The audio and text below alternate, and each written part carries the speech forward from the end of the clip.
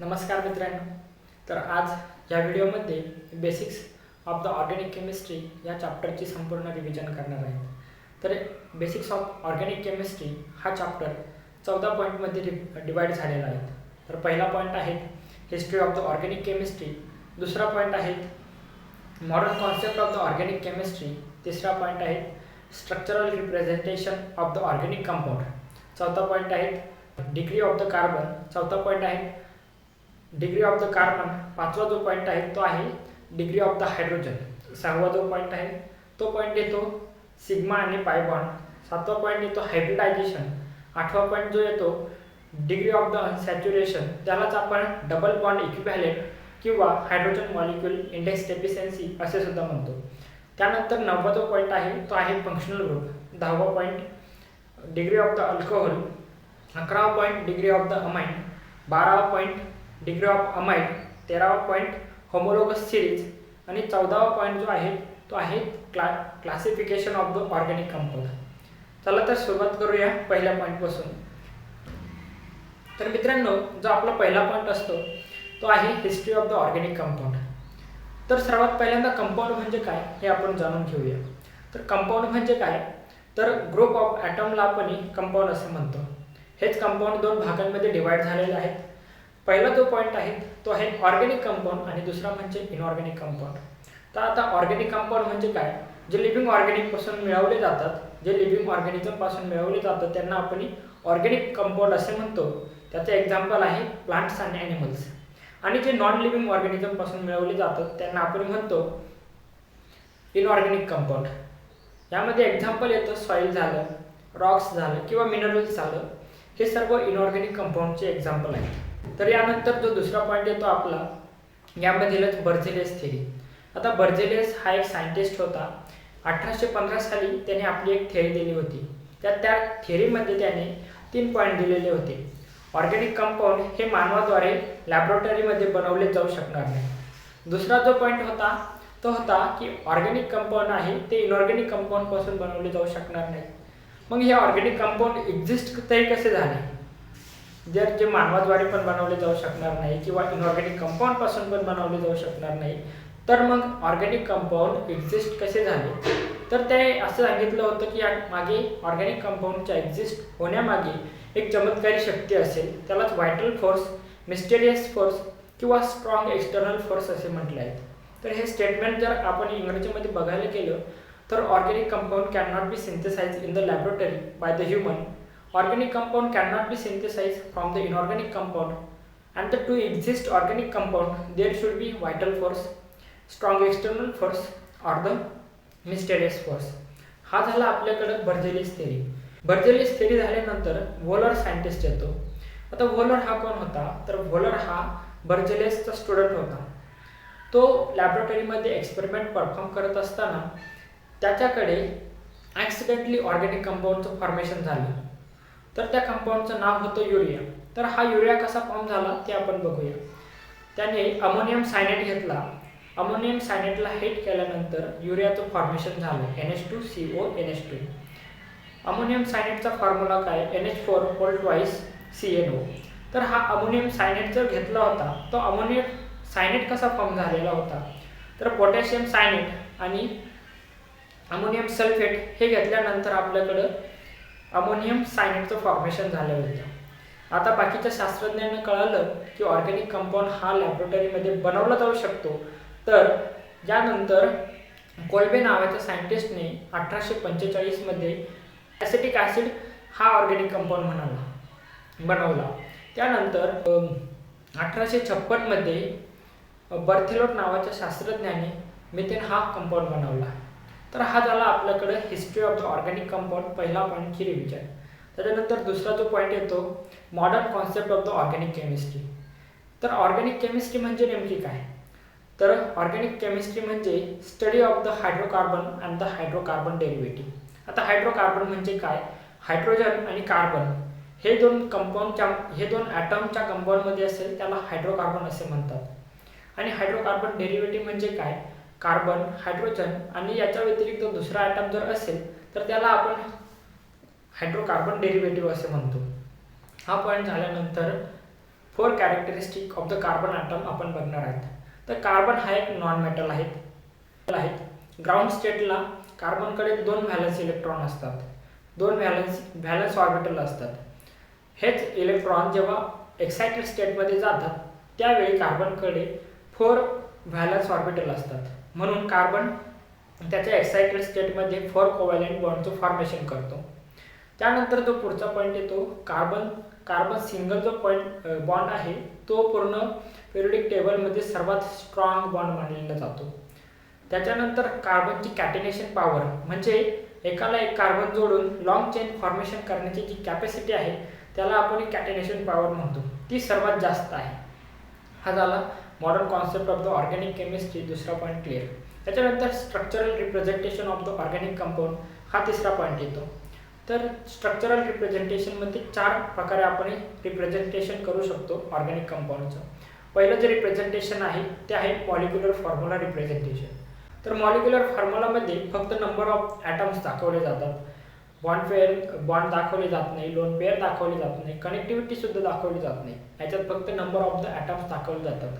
जसं की इथेनचं काय मॉलिक्युलर फॉर्म्युला येतो C2H6, म्हणजे याच्यामध्ये फक्त कार्बनचे 2 नंबर आणि हायड्रोजनचे 6 नंबर असं सांगितले आहेत. त्याच्यानंतर जो दुसरा फॉर्म आहे त्याला आपण कंप्लीट स्ट्रक्चरल फॉर्म्युला असं म्हणतो.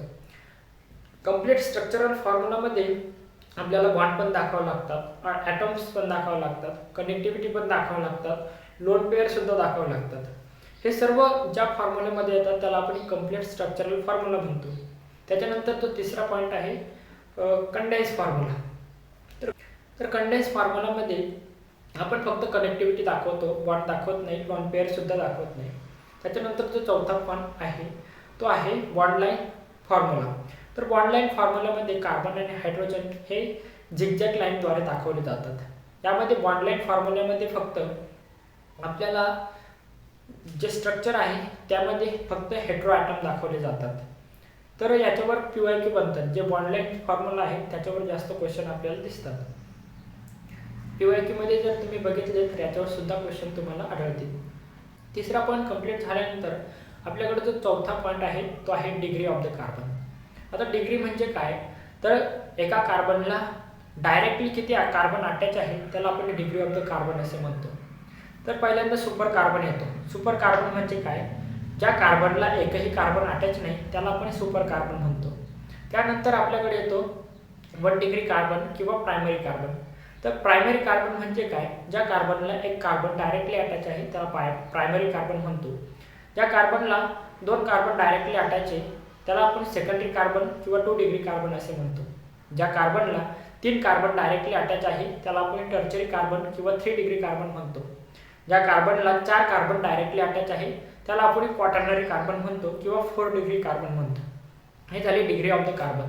त्याच्यानंतर डिग्री ऑफ द हायड्रोजन म्हणजे काय, तर डिग्री ऑफ द हायड्रोजन म्हणजे जो हायड्रोजन सर्वात पहिल्यांदा सुपर हायड्रोजन येतो. सुपर हायड्रोजन म्हणजे काय, प्रायमरी कार्बनला अटॅच असणाऱ्या हायड्रोजनला सुपर हायड्रोजन म्हणतो. सुपर कार्बनला अटॅच असणाऱ्या हायड्रोजनला आपण सुपर हायड्रोजन म्हणतो. प्रायमरी कार्बनला अटॅच असणाऱ्या हायड्रोजनला आपण प्रायमरी हायड्रोजन म्हणतो. सेकंडरी कार्बनला अटॅच असणाऱ्या हायड्रोजनला आपण सेकंडरी हायड्रोजन म्हणतो किंवा 2 डिग्री हायड्रोजन म्हणतो. टर्शरी कार्बनला अटॅच असणाऱ्या हायड्रोजनला आपण 3 डिग्री हायड्रोजन म्हणतो. आणि क्वाटर्नरी हायड्रोजन एक्झिस्ट होत नाही. का बरं, कारण कार्बनची 4 व्हॅलन्सी असते आणि 4ही व्हॅलन्सी क्वाटर्नरी कार्बनमध्ये फुलफिल होते, त्याच्यामुळे हायड्रोजन त्याला अटॅच होऊ शकणार नाही, म्हणून क्वाटर्नरी हायड्रोजन एक्झिस्ट करीत नाही. हे झाले आपले टोटल 5 पॉईंट. त्याच्यानंतर आपल्या तो 6वा पॉईंट सिग्मा आणि पाय बॉन्ड. जर कार्बन कार्बन सिंगल बॉन्ड असेल तर त्यामध्ये एक सिग्मा बॉन्ड असतो. कार्बन कार्बन डबल बॉन्ड असेल तर त्यामध्ये आपल्याकडे एक सिग्मा आणि एक पाय बॉन्ड असतो. कार्बन कार्बन ट्रिपल बॉन्ड जर असेल तर एक सिग्मा आणि 2 पाय बॉन्ड असतात. हे झालं आपल्याकडे सिग्मा आणि पाय बॉन्ड. तर तुम्हाला स्ट्रक्चर दिला जाईल आणि त्या स्ट्रक्चरवरती सिग्मा आणि पाय बॉन्ड कॅल्क्युलेट करा असा क्वेश्चन येऊ शकतो.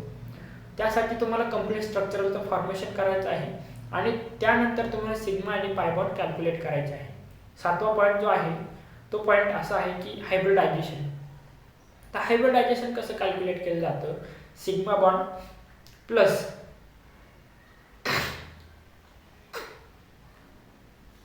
तर हायब्रिडायझेशन कसं कॅल्क्युलेट केलं जातं?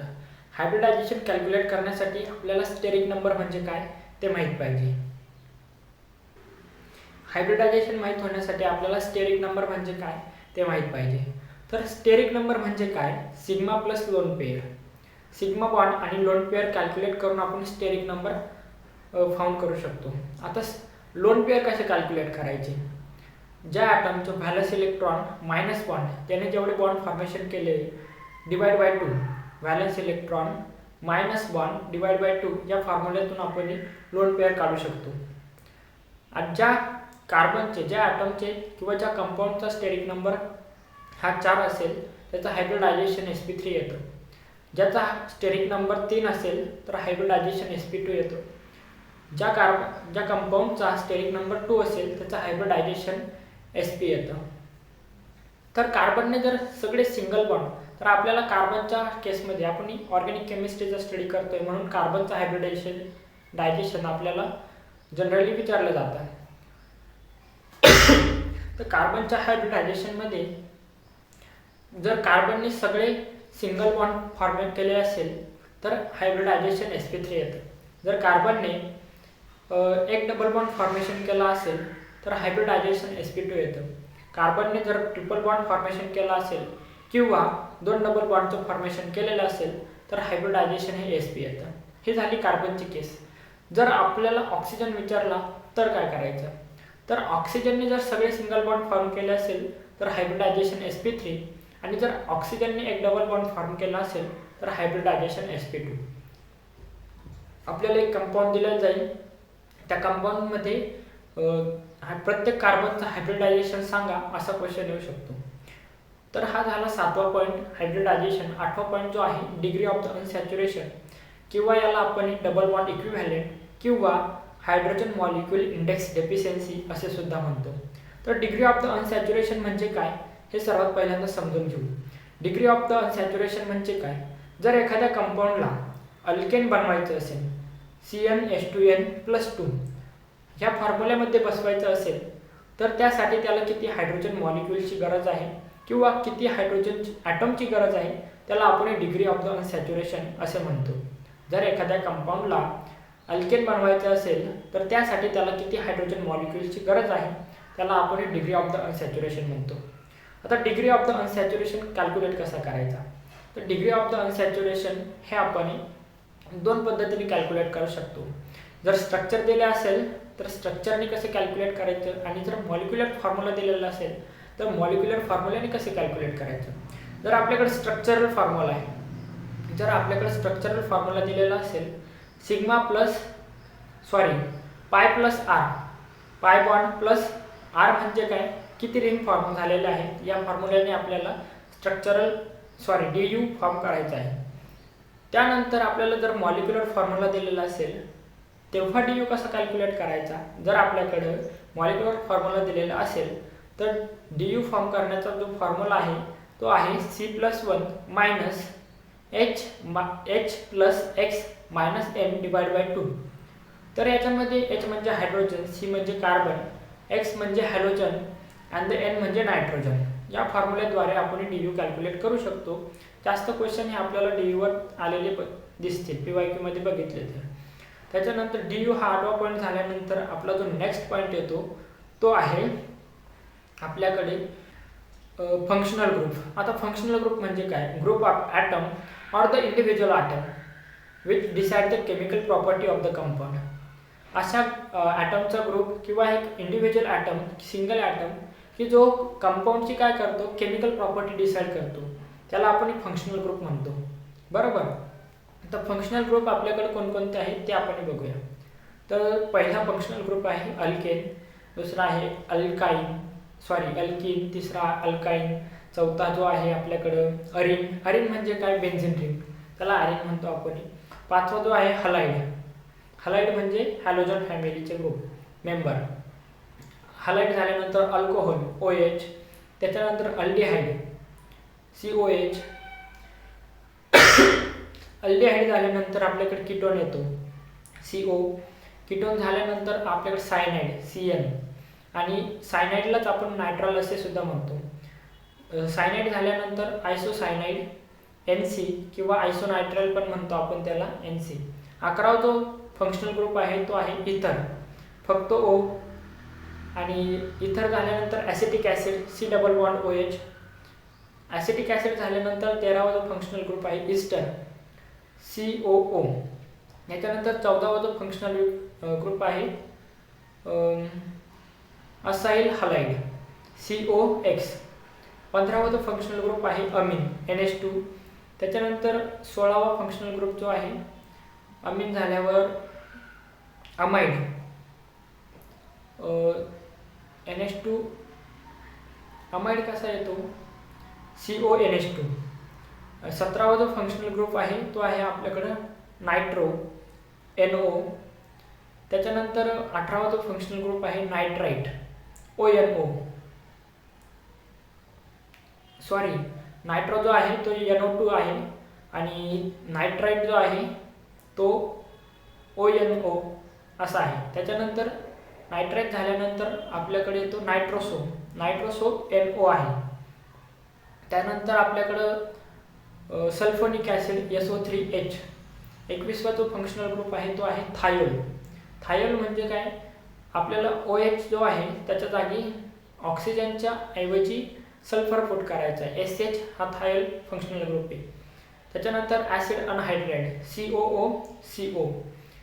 हा झाल्यानंतर जो 23वा फंक्शनल ग्रुप आहे तो आपल्याकडे येतो थायो इथर. इथरच्या ऐवजी इथरला ऑक्सिजन असतो, तर इथरला ऑक्सिजनला रिप्लेस करून आपल्याला सल्फर घ्यायचा आहे म्हणजे S थायो इथर. हे झालं आपल्याकडे फंक्शनल ग्रुप. तर याच्यावर क्वेश्चन कसा येऊ शकतो, तर फंक्शनल ग्रुपवर एखादा कंपाऊंड दिलेला असेल, त्या कंपाऊंडच्या आधारावर ज्या कंपाऊंडमध्ये किती फंक्शनल ग्रुप आहेत असा क्वेश्चन तुम्हाला येऊ शकते. ते फंक्शनल ग्रुप कॅल्क्युलेट करा. हा झाला आपला 9वा पॉईंट. त्याच्यानंतर 10वा जो पॉईंट येतो, याच्यानंतर फंक्शनल ग्रुपमध्ये फिनॉल आणि अल्कोहोल हा डिफरंट फंक्शनल ग्रुप आहे. फिनॉल कोणाला म्हणायचं, बेन्झीन रिंगवर आपल्याला OH दिसला तर फिनॉल, आणि बेन्झीन रिंगला ॲलिफॅटिक चेन ॲड असून मग अल्कोहोल ॲड असेल तर त्याला आपण अल्कोहोल म्हणणार. OH ॲड असेल तर त्याला अल्कोहोल म्हणणार, बरोबर. हे झालं आपल्याकडं फंक्शनल ग्रुप. 10वा जो पॉईंट आहे degree of the alcohol. 1 degree alcohol, 2 degree alcohol, 3 degree alcohol हे तिन्ही पण आपल्याकडे सेम फंक्शनल ग्रुप आहेत. हे झालं आपल्याकडं degree of the alcohol. Degree of the alcohol, primary alcohol कोणाला म्हणायचं, जर प्रायमरी कार्बनला अल्कोहोल अटॅच असेल तर त्याला प्रायमरी अल्कोहोल, सेकंडरी कार्बनला अल्कोहोल अटॅच असेल तर त्याला सेकंडरी अल्कोहोल, टर्चरी कार्बनला अल्कोहोल अटॅच असेल तर त्याला टर्चरी अल्कोहोल म्हणणार, बरोबर. त्याच्यानंतर आपला 11वा नंबरचा जो पॉईंट आहे तो आहे डिग्री ऑफ द अमाइन.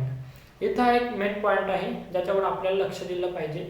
तो पॉईंट आहे degree of the 1 degree amine, 2 degree amine, 3 degree amine हे तिन्ही पण वेगवेगळे फंक्शनल ग्रुप आहेत. क्वेश्चनमध्ये जर आपल्याला आलं तर आपण अमाइन फक्त हा एक फंक्शनल ग्रुप कन्सिडर न करता अमाइनला 1 degree amine, 2 degree amine, 3 degree amine हे वेगवेगळे फंक्शनल ग्रुप कन्सिडर करायचे आहे. हा एक नोटेबल पॉईंट आहे. तर 1 डिग्री अमाइन कोणाला म्हणायचं, नायट्रोजनशी जर एक कार्बन चेन अटॅच असेल तर त्याला आपण 1 डिग्री अमाइन म्हणणार. नायट्रोजनशी जर 2 कार्बन चेन अटॅच असेल तर त्याला 2 डिग्री अमाइन म्हणणार. नायट्रोजनशी जर 3 कार्बन चेन अटॅच असेल तर त्याला आपण टर्चरी अमाइन असे म्हणणार. हे झालं आपल्याकडे डिग्री ऑफ द अमाइन. त्याच्यानंतर जो पुढचा पॉईंट आहे तो डिग्री ऑफ द अमाइड, 12वा नंबरचा पॉईंट. अमाइडमध्ये पण सेम आहेत, 1 degree amide, 2 degree amide, 3 degree amide हे तिन्ही पण वेगवेगळे फंक्शनल ग्रुप आहेत. CONH2. तर NH2ला एक कार्बन चेन अटॅच असेल नायट्रोजनला तर 1 degree amide, 2 carbon chain attach असेल 2 डिग्री अमाइड आणि 3 कार्बन चेन अटॅच असेल तर 3 डिग्री अमाइड. हे झालं आपल्याकडे फंक्शनल ग्रुपच्या रिलेटेड पॉईंट. हे टोटल 12 पॉईंट झाल्यानंतर 13वा जो पॉईंट आहे होमोलोगस सिरीज. होमोलोगस सिरीज म्हणजे काय, होमोलोगस सिरीजवर खूप क्वेश्चन येतात. होमोलोगस सिरीजमध्ये CH2 मॉलिक्युलचा डिफरन्स असतो. CH2 मॉलिक्युलचा डिफरन्स, आता CH2चं मॉलिक्युलर वेट किती, 14.